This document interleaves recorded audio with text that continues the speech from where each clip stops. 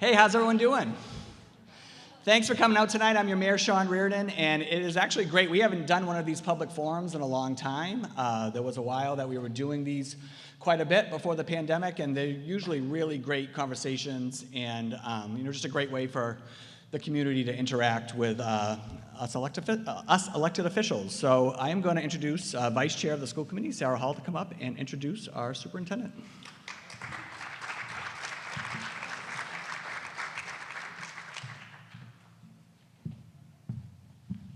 Thank you, Mayor Reardon, and thank you everyone for coming out tonight.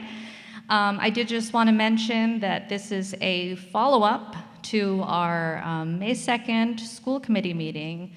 The superintendent did an overview presentation on the cultural competency framework, which is kind of the state level umbrella of the work that's been going on, and he talked a bit about how it relates to our new strategic plan and our portrait of a graduate. I know many of you had the opportunity to see that, but if not, it is available.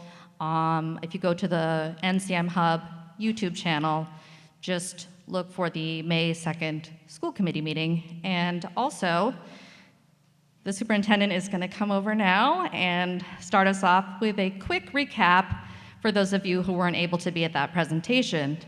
Thank you.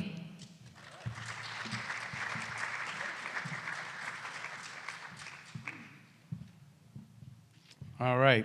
Well, first of all, I just want to thank everyone for coming out tonight. And we are recording this, so this will be on our local TV station. Every time I'm up on the stage here, I think a high school musical, you know. But tough audience. No, I just wanted to kind of give an overview of what we're going to be doing tonight and how it all ties in. So culturally responsive teaching and learning. So this is also utilized on our DESE website, and Assistant Superintendent Ippolito will have a slide and just kind of talk about DESE and Department of Ed and some of the work that we're doing.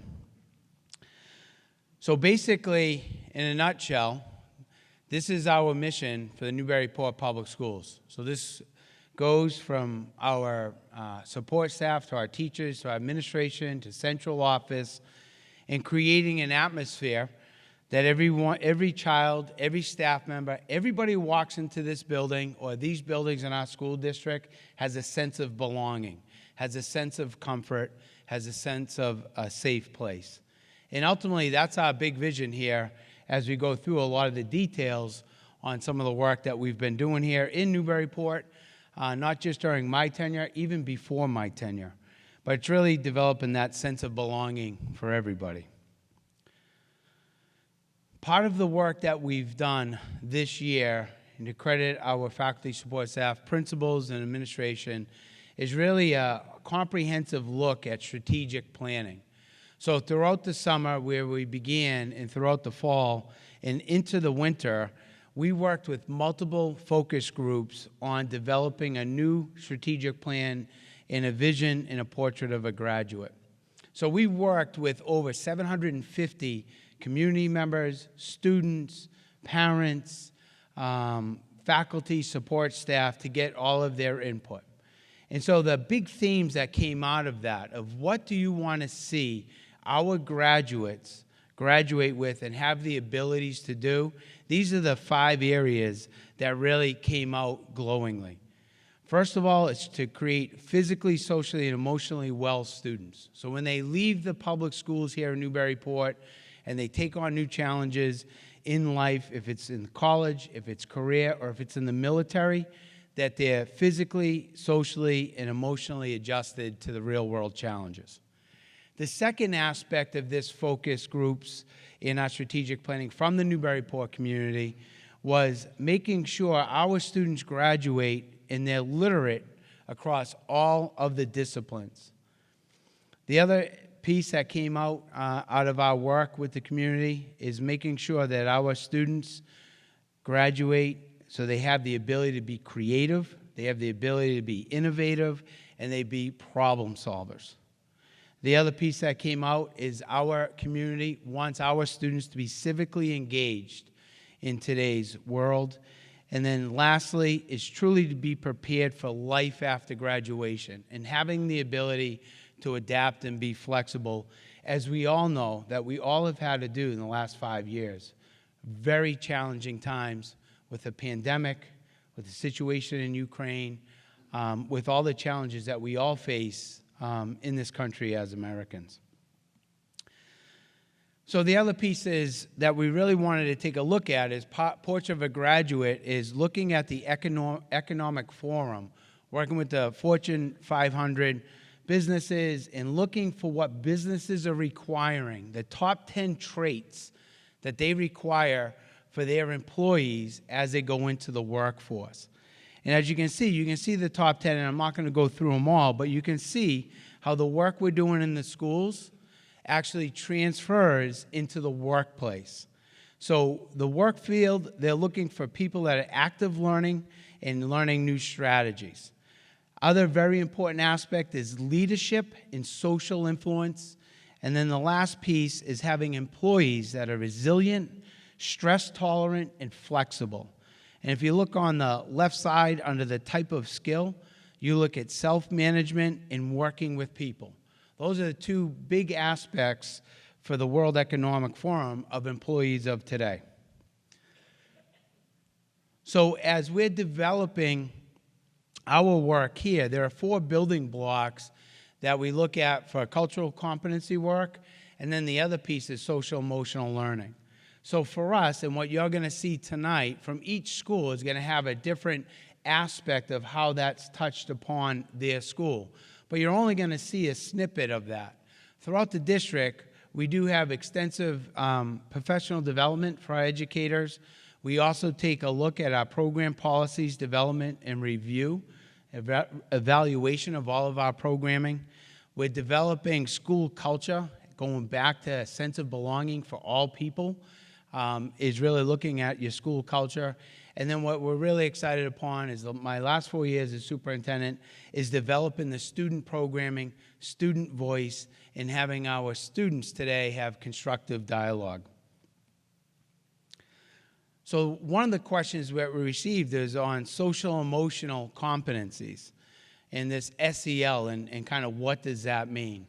Well, SEL's been around for a long time. I'm not sure for the people that were in school, you might have heard, a whole child, teaching the whole child. Then you've heard of things like responsive classroom. So really, SEL is this. It's working with our students and taking a look at them to be self-aware, like understanding their strengths and being self-aware of, what they're bringing to the table. The other piece for working with our students is responsible decision-making. Also part of SEL is relationship building and relationship skills, social awareness, and self-management. And taking the SEL competencies that are going in school, and if you go back to a few slides that I just showed, it really ties right into the workforce in the work that we're doing for Portrait of a Graduate. So our building cultural competency skills, and then this is really the format that we utilize. And really for parents, for educators, for students, it's just really a process that you kind of analyze as you're going through a decision, or if you're going to have a difficult conversation or any conversation, matter of fact. Basically, you take a look at what are you aware of? So what are the dynamics of any situation that I'm conscious in this situation? You look at your attitude. What feelings are you bringing to the situation? And then how do your beliefs and values may impact that? What knowledge? What are the facts do I know? And what procedures do I know and understand? Your skill set, how am I translating my knowledge into skills that would help? And then practices. How can I enhance educational practices, and what am I committed to do? And we'll just take a quick little snapshot of that. So the cultural competency framework, going back to awareness, is the dynamics that I'm conscious of a situation. So notice what's happening and what biases may be at play. And biases is not just race. Biases is parenting. I'm a parent. I raise my children a certain way. If I'm working with another parent who may have different values in their household, and we're having a conversation about their child, I need to understand what biases, parenting-wise, that I may bring to the table, which is really important, or what biases and beliefs that you may have coming into a situation. The other piece that we look at is that same thing, attitude. So how do my beliefs and values impact what I'm seeing? Am I opening up my eyes or opening up my lens to the whole situation, or are my values kind of not allowing me to do that? And then you notice your feelings and their effect. And then knowledge really is, what do I understand about the situation? What are the facts that I might need to have? Clarifying facts, procedures regarding cultural norms. And then skills. How am I translating my knowledge into the skills that would help that situation, help that conversation? Taking informed action. And then the last piece is, for all of us, every social interaction is a learning process. And I have firsthand knowledge. I have 2 daughters, and we went through the middle school age, high school ages, and now we're in college, and every day I get home, I learn something new. They're teaching me a lot.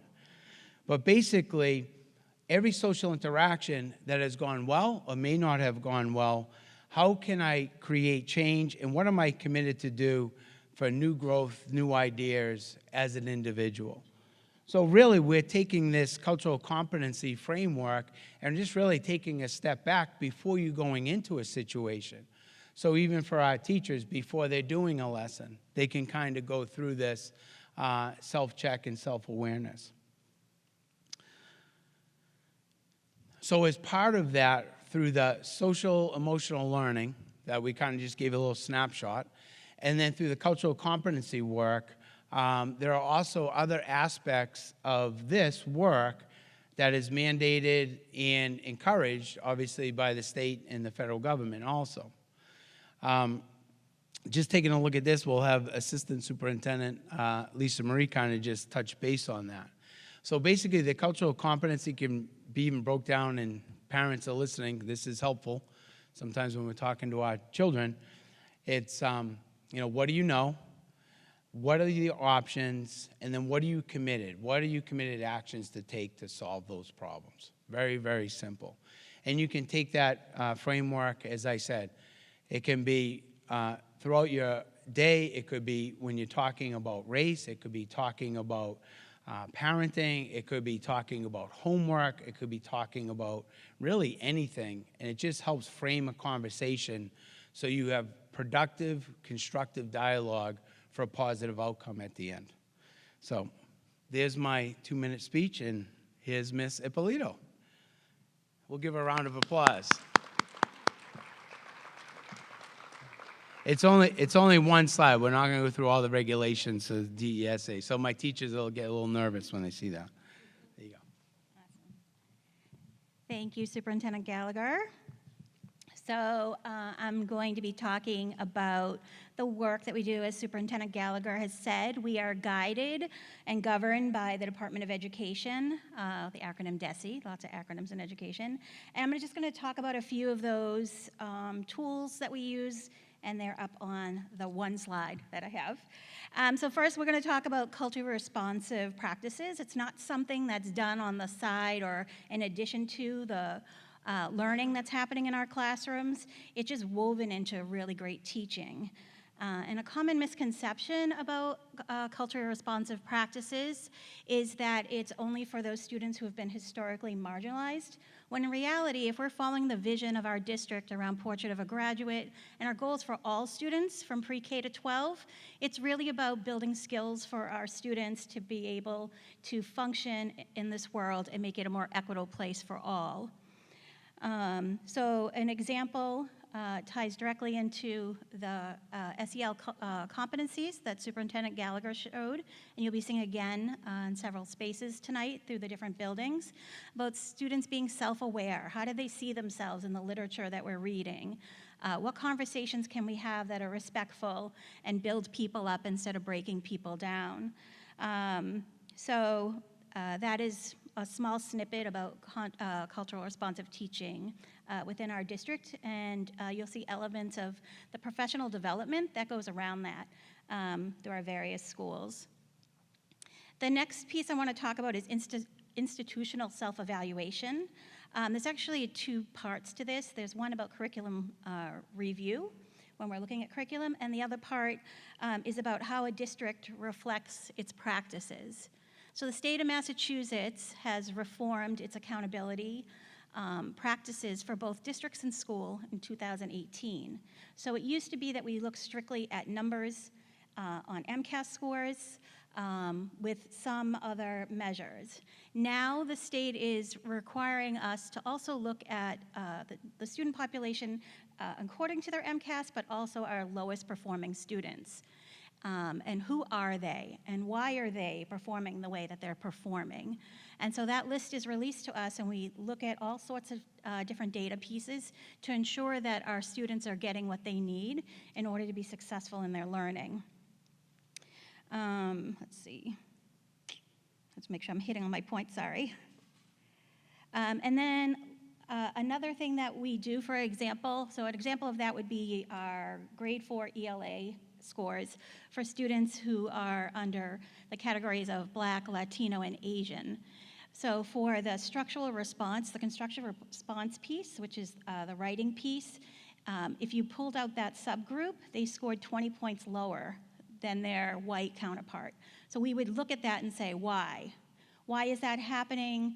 How can we reach students better? And we will work as grade level teams and building teams to look at that data and glean some responses to support our culturally responsive teaching. Then additionally, the teachers and administrators follow the education evaluation system through the Department of Education, and that's the slide down here on the bottom that says SMARTY. The acronym used to be just SMART, and over the last couple of years, they've added the I and the E. I for inclusion, and E for equitable. And so when we're talking to our teachers and coaching them, because we use this as a coaching model with our staff, we're talking about the practices that we are observing in the classroom, the evidence that they provide to their evaluators on how we can better support students within our classrooms.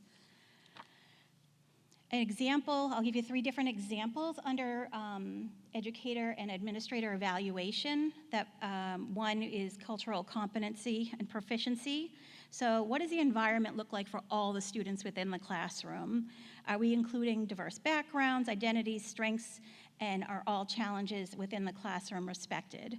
And that is not exclusive to race, that is for all protected classes. Another piece is reflection. Are we constantly reflecting on our own biases and our practices within the classroom to make sure that everyone feels like they have a safe learning environment? And then just another element would be curriculum and planning. Are we providing differentiated instruction to our students, culturally responsive learning experiences that enable each student to access the curriculum and progress towards the learning goals? And so that's how that example I gave you about the writing on MCAS, for example, or maybe some internal assessment that we're giving, gives us that information. So we're not just, in a sense, assessing to get numbers. We're assessing to really dig deep with our staff to figure out how we can ensure an equitable education to all of our students. So that is my quick overview that you'll see more in detail through our building administration. Thank you.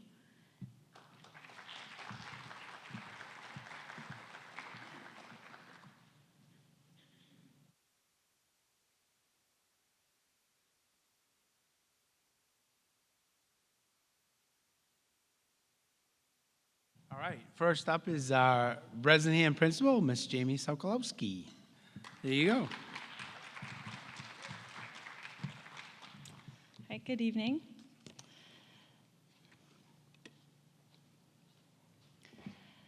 So I will be explaining the Positive Behavior Intervention System, also known as PBIS, which creates a school-wide culture of acknowledgement. So promoting social emotional learning through positive acknowledgement, we use PBIS to promote expected positive behaviors throughout the school building for all students and by all staff. So positive acknowledgement is presenting something pleasant or rewarding immediately following a behavior. Really specific praise for students who are doing what they're expected to do to make the school a positive environment to be in. Acknowledgement makes a behavior more likely to occur in the future and is a powerful tool for shaping behavior.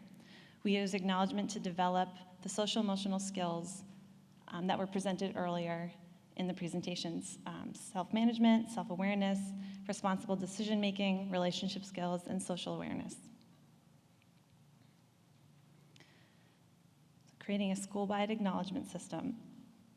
So the staff work together to identify expectations for common areas of the school, such as hallways, cafeteria, lockers, bathrooms, recess equipment, special classrooms, regular classrooms. When these expectations are intentionally taught and consistently upheld, the school environment becomes predictable and safe.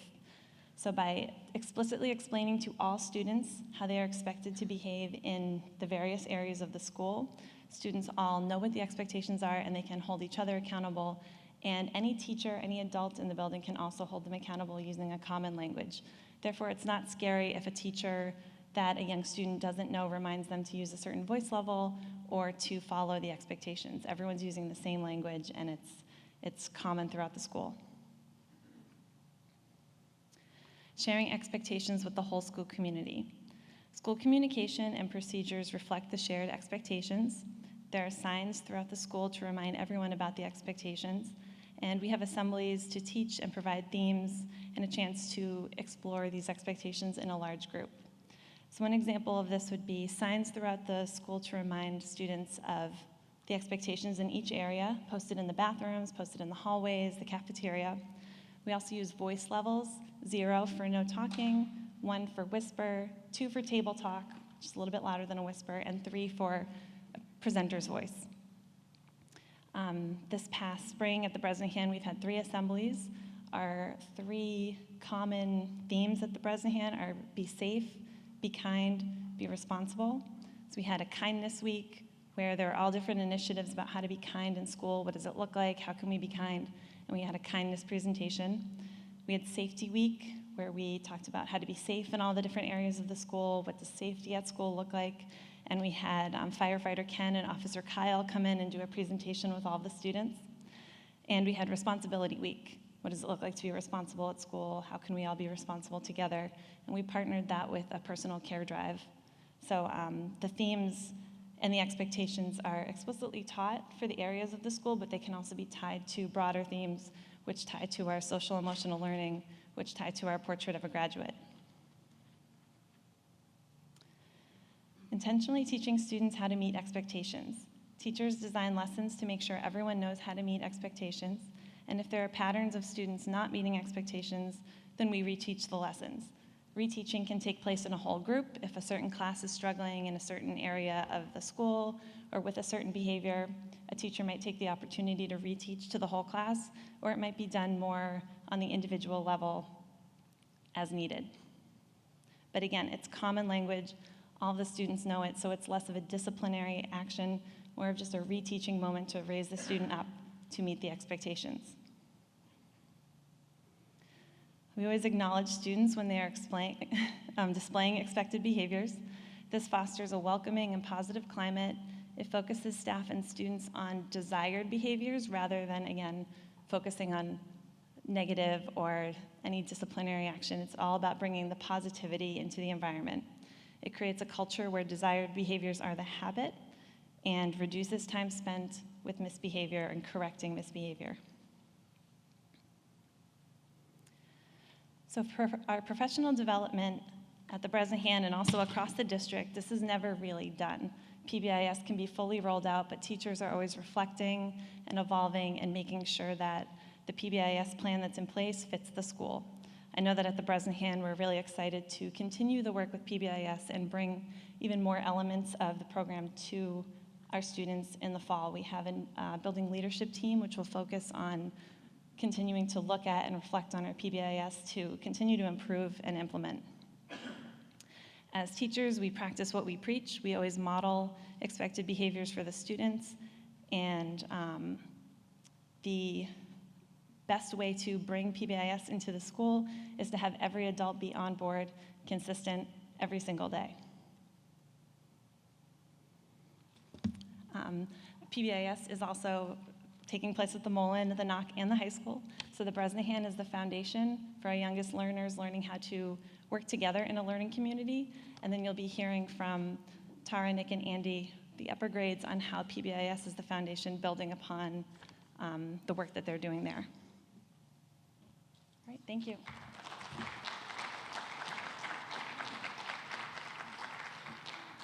Great job. And just as everyone's listening, especially our viewers out there, it's SEL is rolled in throughout the day, so it's not a separate curriculum where it's SEL time.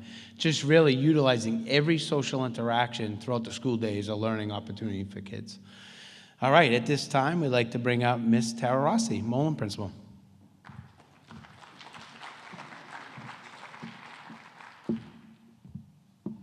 Good evening, everybody. So I am really glad Jamie talked so much about PBIS because it is very consistent and it follows right up through grades 4 to 5, and as Jamie said, middle through high school. And as our superintendent said at the beginning, social emotional learning has been around forever. It really started in the 1960s, and it's backed by significant research and data, and the fact that social competencies can be taught. And that's why it's an important aspect of what we do in school, and we do it all day long. You saw the cultural competency framework already. This is like a guide that we use when we're looking at curriculum, when we're reflecting on literature, when we're having discussions, and it just brings us back to thinking about and reflecting on ourselves and the students that are in front of us. I think the biggest piece that I would want to stress is that we want to make sure everybody feels safe, welcomed, and supported. And we also want to make sure that our students see themselves reflected in the curriculum. They see themselves reflected in the literature. They don't feel separate from what we're teaching and learning. So Mullen has done a lot of work around literacy, a lot of work around our own self-reflection with Michael Eatman in some very difficult discussions that are challenging, and really it takes courage and trust to have some of the discussions that we've had. So when we were looking at literature, these were just some of the questions that we looked at. Why did you choose it? What makes you excited about it as teachers? What themes does it raise? What challenges might the text solve or bring up? Those are just a couple examples of the questions that we use when we were looking at bringing some new literature that's more current into the curriculum. So again, if we're looking at it through a cultural competency lens, we want to look at what do we need, and this is using the framework, what do we need to be aware of with this book? So equity will consider book characters, students in the class. What's a powerful question to ask? Who's represented in the book? How are they depicted? How are the characters in the text depicted? Are there stereotypes? What do you think your students' background knowledge is? So we're really reflecting again on the children that are sitting in front of us, and making sure that when we're using good literature and when we're working this into the curriculum, that there are opportunities, challenges, opportunities for really great discussion, which the teachers have had some great discussions with their classes this year. So the racial habit building challenge. Sorry, I'm like losing my voice. This was for, we did this in partnership with Michael Eatman. And this was really the staff working on this. We looked at some videos, TED Talks, articles that asked us to reflect on our own biases, asked us to ask questions of ourselves and what we think. And the questions actually that are listed here were questions that came from staff after watching some videos, listening to some TED Talks, reading some great articles. These were the questions staff had. And I'm really proud of my staff because these are hard questions. They're hard questions to think about as an adult, It's really asking us to look at and think about what are our biases, and if we have them, what do we do? And if we have them, how do we know? So we went through all of these questions. Michael Eatman came. We had great discussion around it, very powerful. And again, it's just wanting to make sure that when we're looking at the students in our class, they know that we're there to support them. We see them for who they are. Part of some of the social emotional learning work also is EQ, emotional intelligence. And that can be, the simple definition is that it's being smarter with feelings. And we did an emotional intelligence lab on hope. It was, I think it was the very beginning of this year. It seems like it was a long time ago. And teachers talked about something that was bringing them hope for a new year. So it could have been an artifact, an article, something personal. And we just shared that and talked about it. It's an opportunity for us to, again, come together, practice these skills, because these are the skills that we're trying to teach our students. This is an Educator check-in classroom. There are only 5 questions here. This is actually a much larger document. And it asks us as teachers and educators to look at our curriculum and ask these questions. So for example, at the beginning of the upcoming school year, how do I become aware of the cultural background of each of my students in my classroom and use this as a resource? Are we doing that? Have we done that? So our teachers answered all of the questions individually, and then they met together in groups and brainstormed and problem solved about how we could improve some of the areas that we felt like we weren't doing that great in. Oh, that's it, I guess. That was quick.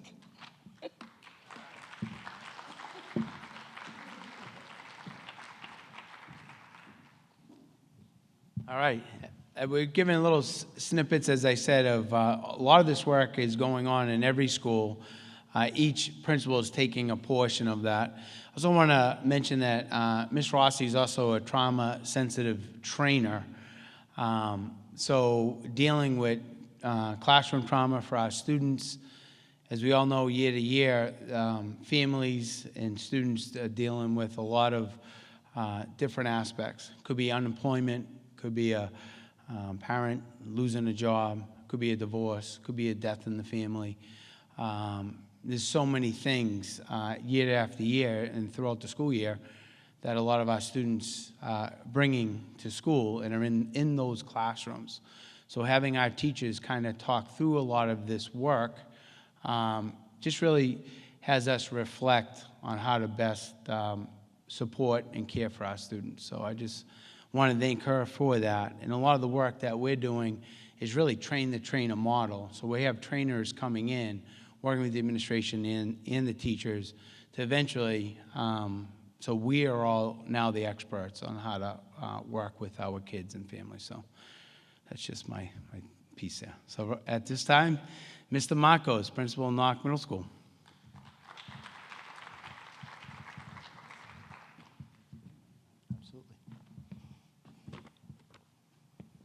Hi, everybody. So we'll be talking a little bit about our collaborative partnerships with all of our stakeholders in regards to our parent advisory that we started a few years ago. In the midst of the pandemic, we really felt that it was important to continue this work regardless of what was in front of us. We could have very easily put this work aside, and one of the things that we have done over the past 2.5 years is continue this work. And one of the goals that we started with back in 2019, as we sat around a table, and at the time, Principal Furlong, who is now the Director of Communications and Technology, who made this wonderful presentation tonight for us, really around our slavery unit, having a difficult conversation around the resources that we were using and the way we were presenting that information to our students. And were there stereotypes? Were there biases in that? And from that work, it spurred incredible conversation amongst a group of parents and teachers that I want to highlight tonight. So some staff members, this is members of our central office team, Nock faculty administration, and parents that have been a part of this group. Tom Babissel, Jen Groskin, Tim Mahan, Rachel Hellman, Lisa Furlong, Alyssa Gallegos, Amr Ibrahim, Feroz Khan, Melissa Sills, Shannon Kennedy, Denise Logan, and Nancy Harrington have really worked this year along with the faculty and staff to create a tangible product, and I'm really excited to present this to you guys tonight. So from that point that we had that conversation in Ms. Furlong's office, we really wanted to focus on just kind of personal stories and personal inventory of things that possibly were going on in our lives, going through the pandemic, but also kind of our childhood, our adulthood, our school-age years of things that were personal stories that may have impacted us in some way or not. So from that, we found Learning for Social Justice, which is formerly known as Teaching for Tolerance, and they have a wide variety of standards. I believe there's 10 or 11 standards that they focus on, and through a pretty rigorous protocol, we really landed on these 4 standards that we wanted to focus on: identity, diversity, justice, and action.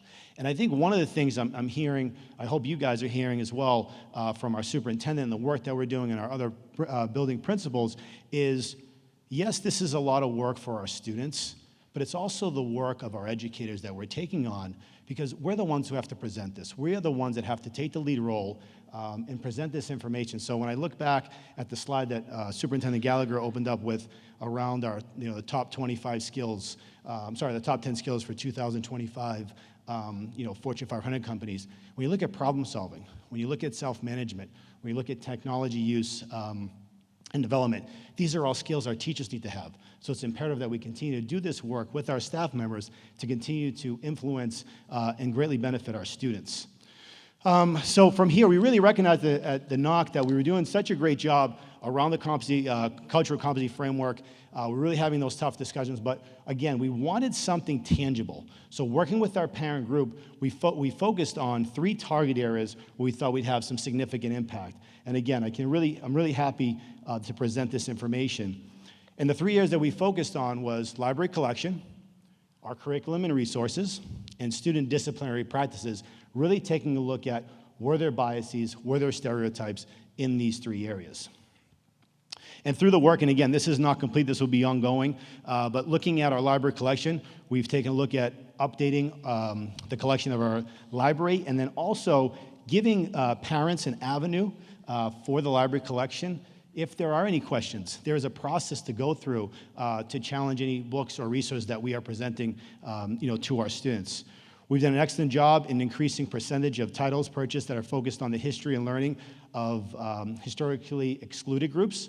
And we've also done an excellent job of increasing curriculum resources as well as library resources for social emotional learning focused on students with disabilities, to educate our students that every learner is different. They're not learning disabled, they're learning in a different way. And then we'll do a complete diversity audit over the next year, and I do want to highlight Rachel Hellman's work and the rest of the library staff throughout the Newport Public Schools. They've done a tremendous amount of work over the past 2 years around this. Around our curriculum resources, I think this is something that I've stated numerous times in front of the community this year, really just understanding the viability of our curriculum. And we talk a lot about that when we look at our MCAS scores and we look at our data. Are we teaching the right stuff in our class? So along the same lines around our curriculum resources, are the resources that we're presenting appropriate for our students right now in 2022?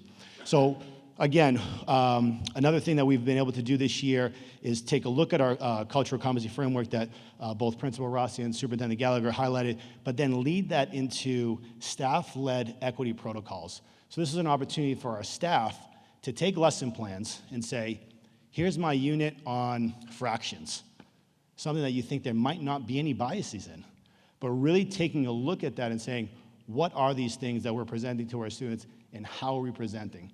And I think one of the things that I want to highlight that we've done an extremely good job in this district as well, in really highlighting the Nock, is that self-reflective piece of that teacher sitting around their colleagues and taking ownership and saying, this is what I'm doing. Is it good enough for the students that are sitting in front of us, and taking ownership and taking feedback from the experts that they have around them and making adjustments so, again, every student feels welcomed, whether learning about slavery, fractions, or anything else that we get to learn about in the wonderful world of middle school. And our last piece was, that was a joke. Okay. There's 9 days left of school, people, so. So we've got disciplinary practices. Again, one of the things that we've been trying to do at the middle school is, welcome our parents in because, again, it's a trying time in middle school. 12 and 13, 14-year-old human beings running around the house and running around the school. But again, just understand that there's a partnership and collaboration with the school and the home.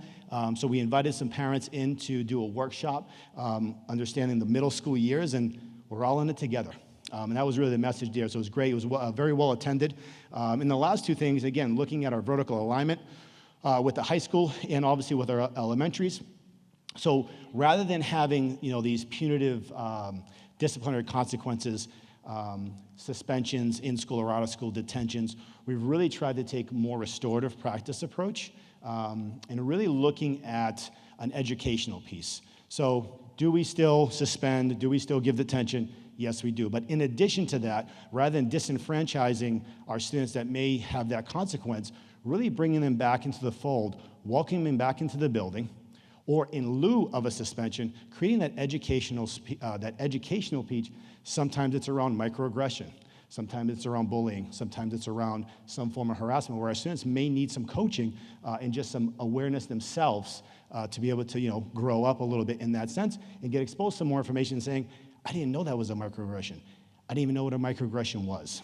And then really the foundation of this is most certainly our PBIS model that's intertwined into our student advisory, which we've done 2 years ago. We were doing every single day during the pandemic. It's gone down to 1 day a week this year, but with the feedback from my teacher leaders, we will be doing it 2 days a week, again, for the student and that teacher to have that bond and, again, build that trusted relationship. We know that is so important to build that student up throughout the year. And I think that's it for me. Okay?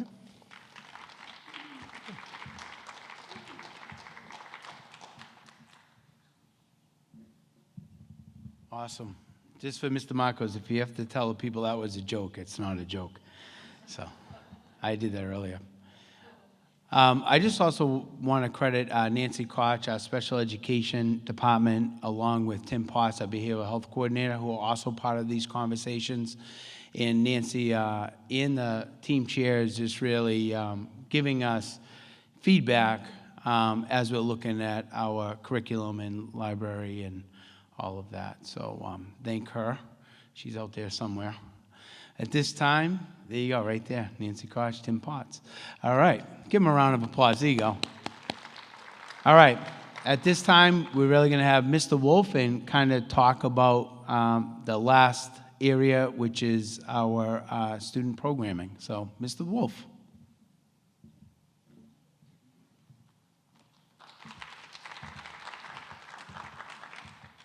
Thank you, Sean, and hello, everyone. So my focus is to talk about work that we've had going on at the high school now for about 4 years, which is really about building dialogue skills with our students. And one of our partners that we've been working with is Essential Partners, who have really helped us to better frame and teach students the art of active listening. So I think we've heard tonight from the other principals, and especially at the elementary and the Mullen level with their PBIS. And at the high school, we're not as explicit kind of with that framework, but what we've learned and what dialogue provides the opportunity for, it provides the opportunity for students to acknowledge each other and acknowledge that they've been heard. Because what better feeling can a person have when they feel like they've been heard? And actually, let me see. And just to give a little bit of history, before I get into a little bit more information on this slide here. So we're also held accountable from the state in terms of our school climate. So every year after students take the math MCAS, they then take about a 50-question survey. I'm not sure why they do it after the math MCAS, but anyhow, they take this survey that measures and asks them questions relative to how they're feeling about school. And this data is really valuable. And 3 years ago, we learned that our students really were struggling and not feeling like they had a voice. And so that kind of put us to work to build up a student council that really had an avenue for students to express themselves, but then we also recognized a need that we really needed to build student capacity, and the place to do that was in the classroom. And so we had a group of teachers that were trained in the art of teaching dialogue, which is all about what are questions that you pose that really allow students to share kind of what they value and how that is contributing to a way that they're thinking around a topic or an issue. As a school, we engaged in a huge community dialogue my second year around just valedictorian and salutatory and recognizing the school no longer issued class rank. And that was a pretty big polarizing topic, but through use of dialogue, we were able to kind of peel away a lot of thinking that people had on the topic of valedictorian and salutatory, and were able to come up with a reasonable solution that really worked for everybody. And so by teaching dialogue in the classroom, the idea is that we want all students, it's about creating that safe place in the classroom for students to express how they're thinking on a topic, and recognizing that how they may be thinking may be opposite about, maybe exact opposite of someone else, but really seeking to understand why they're thinking that way on the topic, and validating that you understand their thinking as well. An area that this has kind of also worked into our curriculum, recognizing that when students are writing arguments, that they're also responsible for generating that counterclaim. So really working hard to understand the opposing point of view, and being able to connect that with their argument that they are trying to present in their paper. And so this is really a big piece of the work that we have going on at the high school. And we still have a lot of work to do around this, because it really is about getting students to understand how to listen to each other and valuing where each person is coming on a topic, even if it is opposite my point of view. That's such a valuable skill for all students to leave high school or after their 12 years of school experience, and being able to contribute to a conversation, but inviting people in, which is really the biggest point, because the last thing that we want to have happen is that people do not feel that they are invited in.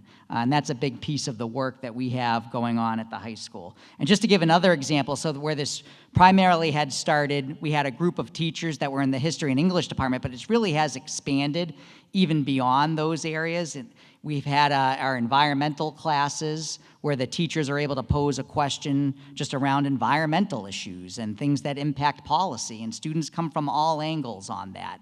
But the whole idea, again, is that students are valuing and hearing what each other is saying in terms of their perspective on whether it's solving a problem or presenting their point of view. And it really does work to create that sense of community. And our teachers who are most strong at doing this, it really is about creating that safe learning environment where students can feel like they can take an academic risk, is really the biggest piece about that. All right, and I think that is it for me. Thank you.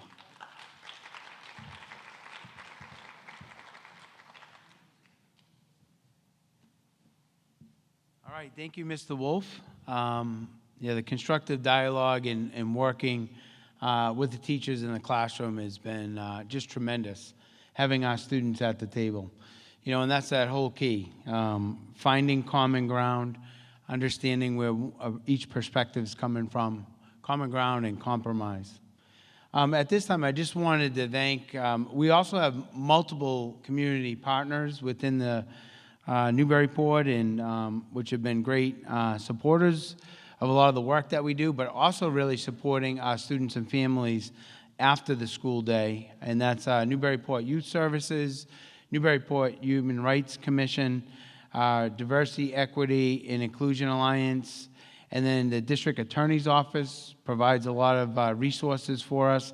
And then obviously we have a great partnership with the Newburyport Police Department. So that does it for our entire presentation. And once again, I think each one of those topics could be a 2 to 3 hour presentation. But we kind of just wanted to show the community how a lot of this work is having such a positive impact, from the parents to the classroom to the community members, and ultimately to our students themselves as they leave Newburyport Public Schools and go out into the real world. So thank you all very much. Thank our principals and administrative team for being here. And I think we're ready for part 2. Yes. So our principals, come on up.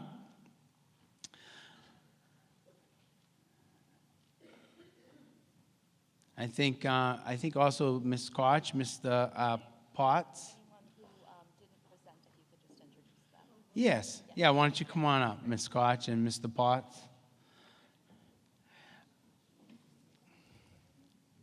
Ms. Ippolito, why don't you? It doesn't matter. All right. Yeah, it doesn't matter. Any chair. There's no order. All right. It's the starting lineup. All right. There you go. Thanks, Sean. You're very welcome. 1, 2, 3, 4, 5.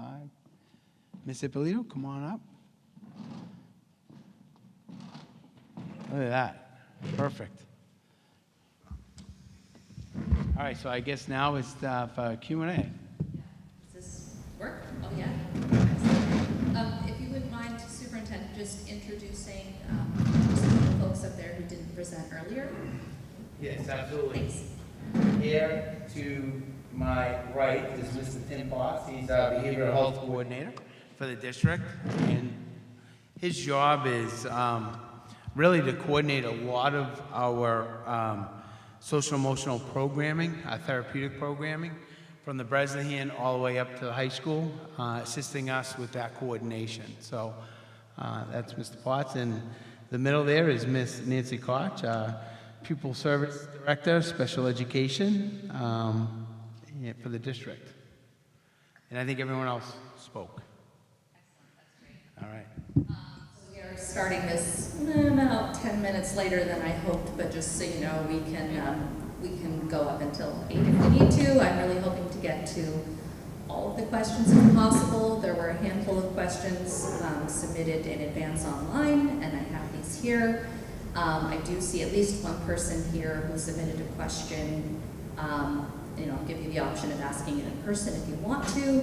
To be as fair as possible, I think I will just alternate between an online question and an in-person question. Couple quick ground rules before we start. I would appreciate it if you would just say your name and address before you begin. And obviously we're going to keep it civil and respectful. No personal attacks or personal information. We do try to respect privacy of students and teachers. So if you have an issue with your own student or the specific teacher, this isn't the forum for that. So I think that's it, and why don't we get started with an in-person question?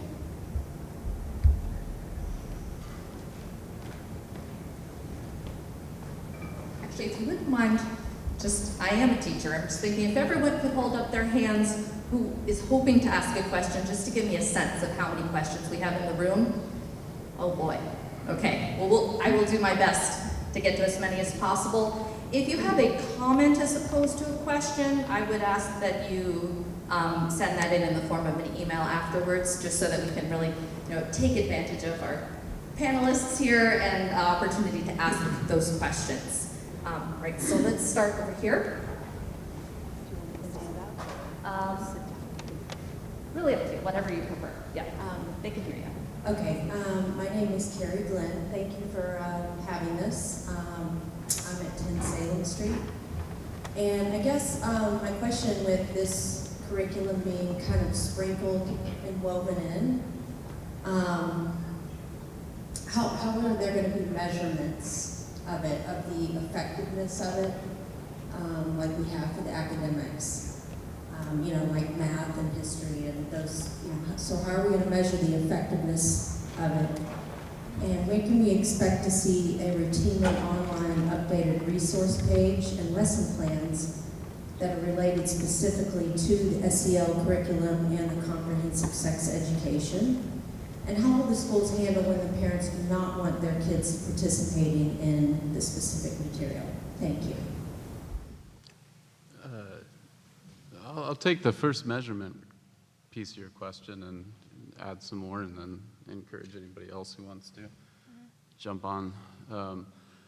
So one of the great tools that we have is both universal screening and universal measurement of school climate and school climate data, and those are aspects that we've been researching vigorously, looking at other districts, what they're using, and also thinking about what's going to make the most sense. But having survey tools, screeners, those are valuable pieces of data that let us know the effectiveness and efficacy of our SEL, PBIS programming. Tara can speak more eloquently on what they're doing at the Mullen, but they use something called the BIMAS, which is an SEL measurement tool, and that provides valuable feedback to her team and her teachers about the efficacy of the programming they're running. And you know, Tara can be very proud of the data that they're producing because it's excellent. Regarding the curriculum, we are with Lisa Marie and Lauren McDonald and the health education teachers in the district. We've been vigorously researching and have identified a curriculum that we're going to be rolling forward with that is evidence-informed and is, I think, very responsive to both state and national standards for health education. And we have been mapping out what that will look like so we can make sure that's all online and available for anybody, Newburyport or otherwise, to be able to view and see what's going on in our schools. And as we work to update website and making sure all that SEL material that we're doing is very readily available to anybody in the community and beyond who can see what we're doing. And but yeah, I think I answered some or most.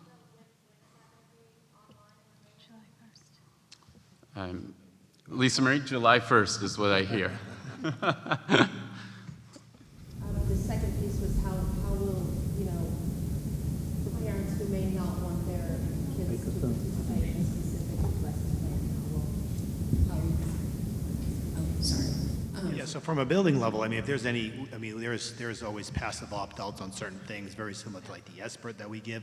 So if there's ever anything that a parent does not want their child to participate in, feel free to reach out to the principal, and we will most certainly make an accommodation to teach the same exact standard according to the state or national standards, so students don't miss out on anything.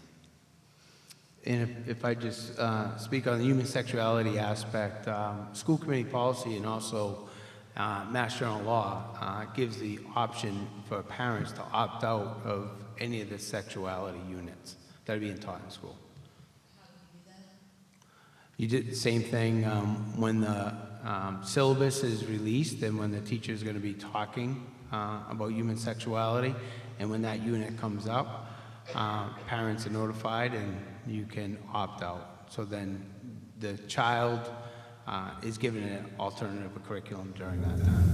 So do they leave the class and go get a lesson somewhere else, or? Yeah, so if the human sexuality unit's going on, there'll be an option for students not to have to participate in that. Yes. And so has the sexuality curriculum changed with the SEL? Is it different now than what it was before? No, I think what we've done in working with Ms. McDonald is really updating, taking a look at research-based health curriculum, and really, I think, tying it all right back to the standards. Right now it's being taught at the high school level, but that's the work that Lisa Marie and the Health Wellness Committee is really looking at, to have a comprehensive health curriculum for all of our students. Can I just clarify? So social emotional learning is not a curriculum. It's really, and neither is cultural competency. So a lot of the stuff that we talked about, I know it sounds like it's something that like we get and put in place, but social emotional learning is really, like I said, it's been around since the 1960s. It's really just about, it came about originally with a gentleman recognizing that sometimes people with a really high IQ weren't as successful as people that maybe had a lower IQ. And so they did all this kind of research. And basically what came out of that is that people that do have those, the emotional intelligence piece, that circle that we kept showing, that having that is a huge, huge skill in life, and that basically that can be taught. So I think you see it at a different level at every school. It's interwoven throughout the school day. You see it in advisory periods at the Nock, the same with the high school. It's just little pieces all day long of like, you're feeling stressed. This is how we can help manage this, or it's just kind of, it's more interwoven as opposed to a curriculum. But there is definitely a health curriculum that, from what I understand, is a new fabulous health curriculum that's going to be put in place. Thank you.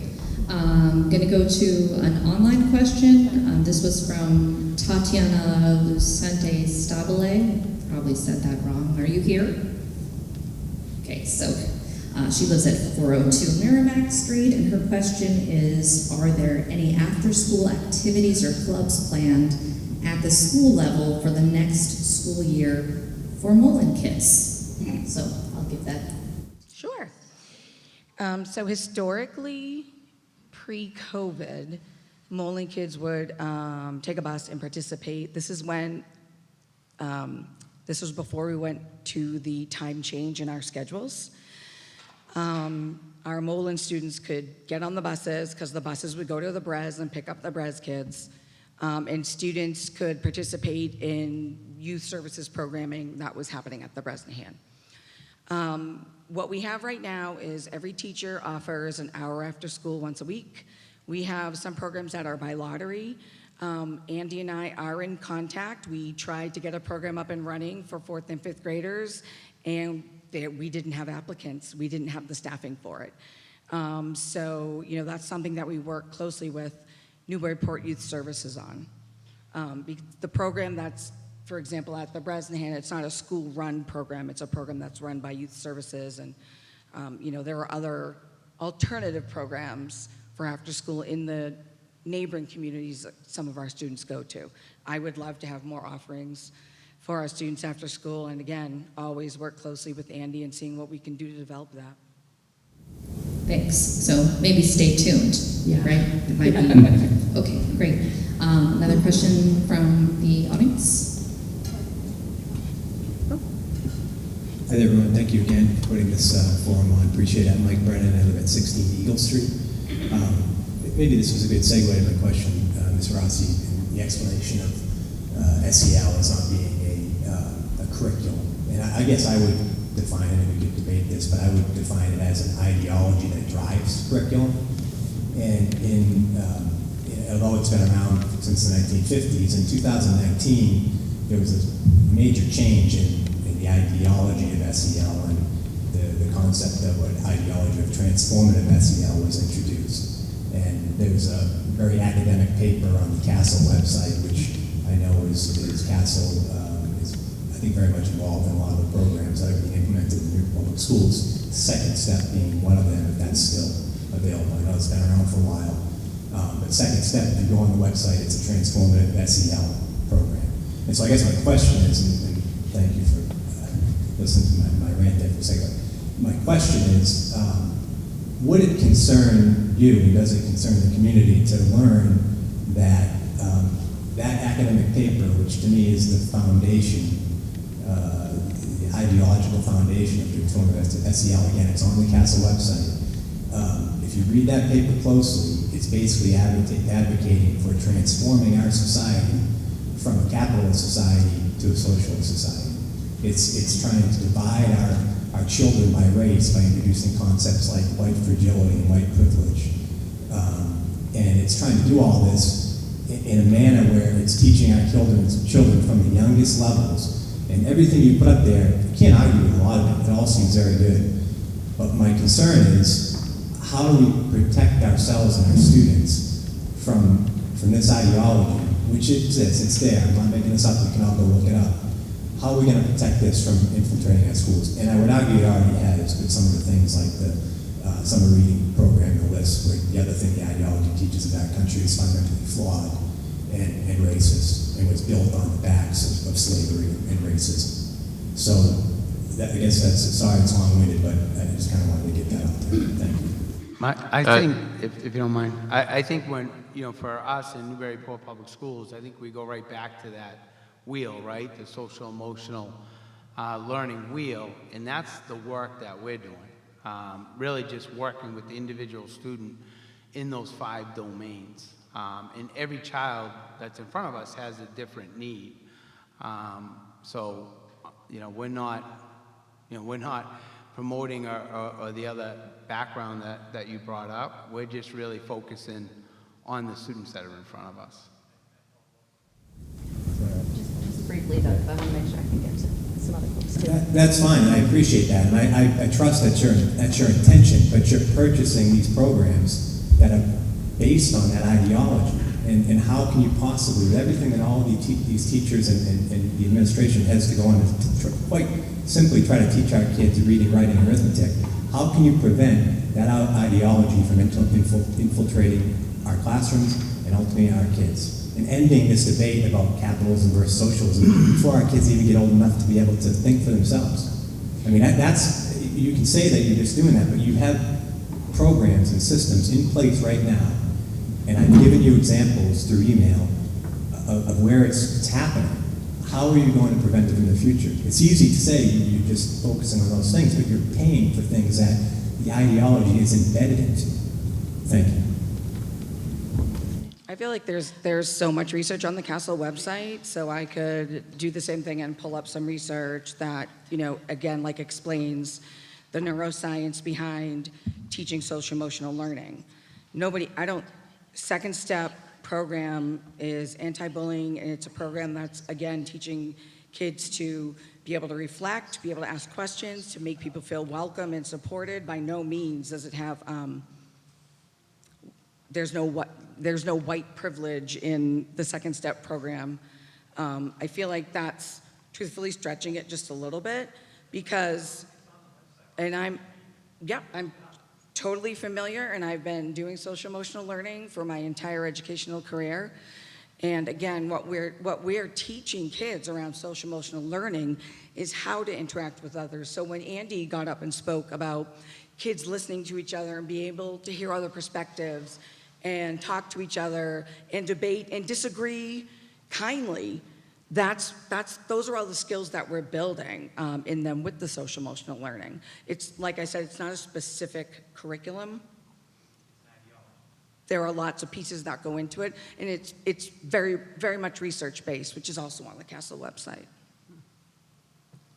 And further, if I could just add a little bit, so people often talk about like the content area work, literacy, math, science, social studies, but as Mr. Potts had stated before, we're also looking at the different tools that we're using throughout the district, how they align to the standards that guide us to ensure that the students are getting what they need in order to be successful. So I appreciate the fact you pointing out the article on the Castle website, but Castle is not guiding the work that we're doing per se. It has just like the general wheel structure, and so we, as I kind of talked about before, we're taking that structure and saying, how does it apply to Newburyport Public Schools? So we are vetting materials, and we're currently going through a vetting process, not only for the health curriculum, but looking at the SEL curriculum throughout the district. So I hope that's helpful. Thank you. We're definitely not going to get to every question in the room, but hopefully someone will have asked a question similar to what you wanted to ask. I have an online one now, which I think Mr. Miller at least somewhat addressed. So I'm going to ask it, and if you have any additional information, you can answer. This is from Vander Sherman at 118 Merrimack Street. His question is there data showing the effectiveness of this type of curriculum and education. It seems like we are spending a lot on these consultants, and while I don't disagree with doing such work, when we can't pave our roads or teach our kids cursive, I think we need to look at what our spending priorities are. So I think that's been somewhat addressed, but if anyone wants to add anything. I will be mindful of, I don't want to misquote certain dates, but it goes around 2013. There was a very large research study that showed the efficacy of these types of curriculums that had showed it, just if we're going to talk academic outcomes, 11% gains in academics across the board, and large reductions in behavior referrals, office referrals, and such. And I'd be happy to find that study in the aftermath for anybody who's interested, but I want to be careful not to misquote anything here. My name is Lindy Lanfear, and I live on High Street in Newburyport.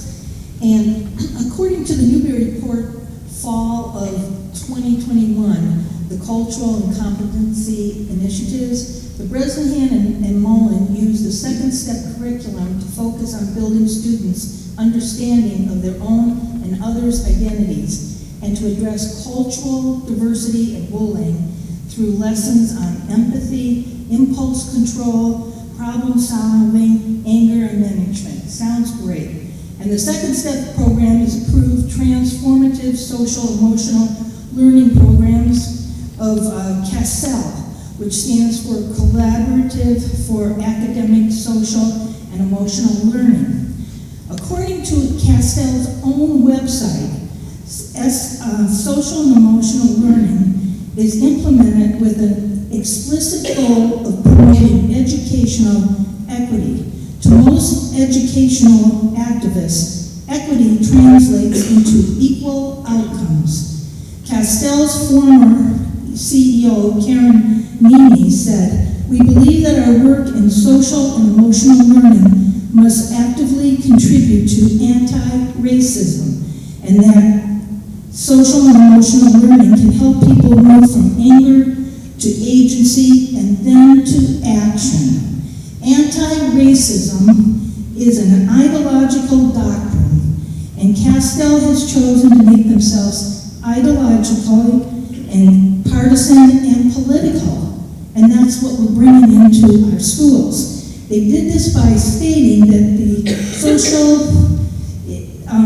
this program is a tool to channel anger into ideological action.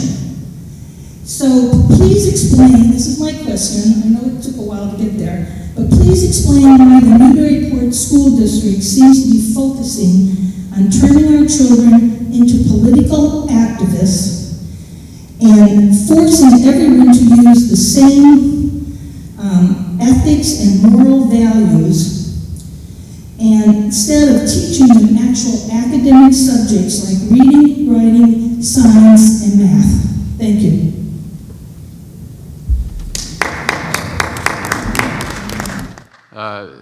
I would just like to say that I appreciate your preparation for the question and your ability to stand up here and present to this group. I think that in and of itself is an SEL skill. The ability to consider an opinion and voice your opinion is social emotional learning. And that's something that we definitely want to teach our kids to be as activists and to feel passion and feel like they have a voice. And that is a social emotional learning. And I would just say that I'm proud not to be anti-racist. I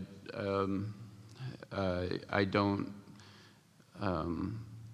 pretend to know the ideology piece of what you refer to, and I apologize, but I would be happy to read more up on that if you would be able to provide me any literature. But that's fine, thank you. I do stand against racism, and I'm proud of that. I understand that.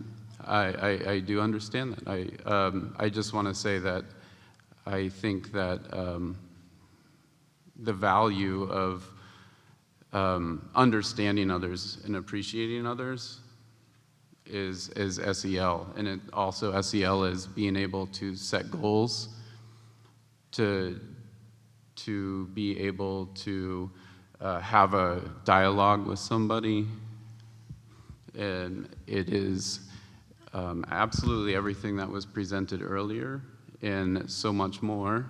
And I would more than value anybody having a conversation separately about the values of SEL in a way, because I do think that it can be misconstrued, and I would say that you're right. Castle is the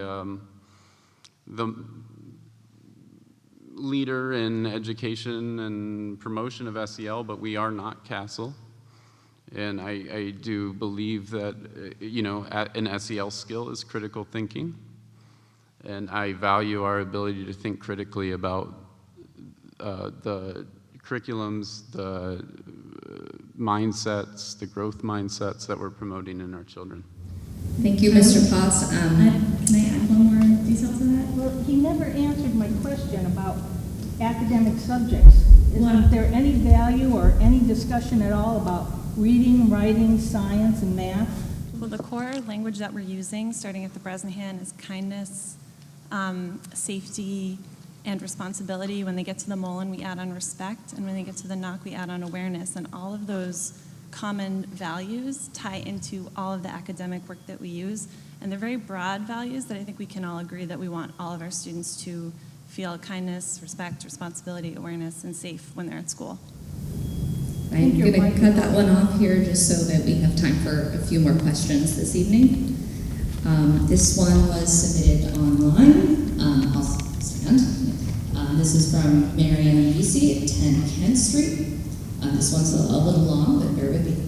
How do the schools deal with complaints from students and parents about feeling discrimination by fellow students or teachers about their race or sexuality?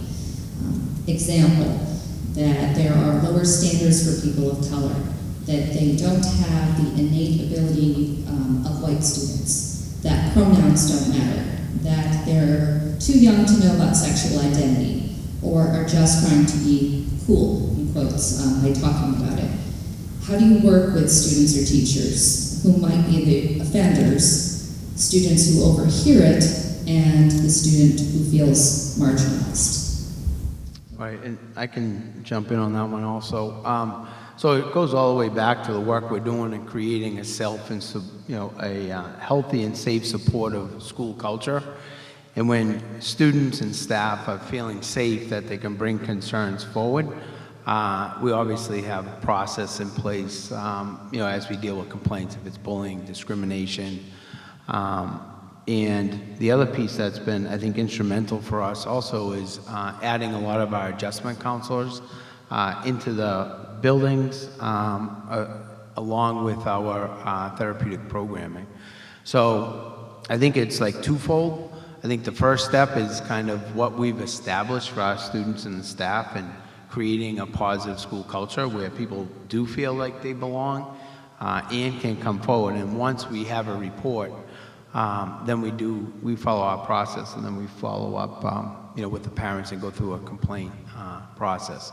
Some of the issues were, as Mr. Wolf said, it's a restorative justice approach, where if we do have a complaint, then you can bring the students in and have a mediation at some point, because the whole idea on student discipline is there is discipline, but you also want to welcome the students back into the community. So, and use that as a learning opportunity. And just going back to the social emotional aspect, it's really just creating that sense of belonging and using every social interaction. So, as Mr. Potts said, I'm unaware of this ideology and all of that type of stuff. We're really just working with our students and staff and families and creating a safe environment for everybody, which also ties back to our strategic plan. So the word empathy, sympathy, support, diversity was overwhelmingly something that the Newburyport community wanted to see in our school system, and that's something we've been dealing with. Having the ability to be empathetic to our fellow human beings, and having the ability to have constructive dialogue where you can actually come in with different opposite viewpoints, share your concerns, and find common ground is a skill that we essentially need for our kids to move forward. If they're not physically and socially healthy, then your academics, your science, your math, your English, the students are not ready to learn. So obviously we're a school system, and we're proud of the work, our academic work that we've done, but we fully understand if a student is coming in, they lost, as I said, a parent, parents unemployed, domestic violence, substance abuse, all of those things that happen to children also happen to adults. So when we hear mental health issues in our society, that trickles down. When we hear substance abuse within our society, it trickles down into the schools. In Newburyport Public Schools, we have not only the programming, but we have the experts that are dealing with these issues, supporting these students, supporting these families, getting them back up on their feet so they can achieve their academics. So that is our number one goal. As a superintendent, that is my number one goal. Our social emotional learning aspect, our cultural competency aspect is really to create a safe atmosphere, a kind atmosphere where people with opposing views, different backgrounds, diversity can come into our schools. And that, there you go. I wasn't looking for that. But if anyone that's actually listening and had the pleasure of going to the community iftar, so when I was wrapping my head around a graduation speech, and I'm talking about this sense of belonging that we're trying to create in Newburyport Public Schools, I went to the community iftar. I sat around and I saw probably 130 different people, different backgrounds, different religions. And what was amazing, different cultures. We had newcomers coming in from Afghanistan, didn't speak any English, had an absolutely different culture. And I sat in that room and I looked around, and the students and the families had smiles on their face. You know why? Because they went to that iftar, probably not knowing what to expect, and they left knowing that they were in a safe environment and they cared and they were cared for, and all people from all different religions were in there for an hour and a half. And to me, that's the vision as superintendent that I see for our public schools. That was an actual vision of what we're trying to do. And, you know, that's, I don't know, that's, I guess, my soapbox of kind of where we're at. So there you go. Thank you, Superintendent. I think we'll need to wrap up now because it's 5 of 8 and we do have another meeting coming right up. So my apologies if you didn't get to ask your question or if you had a comment. We still would love to hear from you. We're all accessible, emails and phone numbers. If you go on the district website, send any compliments my way. And if you have any concerns, Superintendent I just want to end with what Super loves to say. We're all in this together, and these conversations will continue. So thank you so much for coming out tonight. Did you want to? Yeah, just one last piece. So I also want to thank everybody for coming out. The other piece that I think is really, really important, we keep referring to the strategic plan.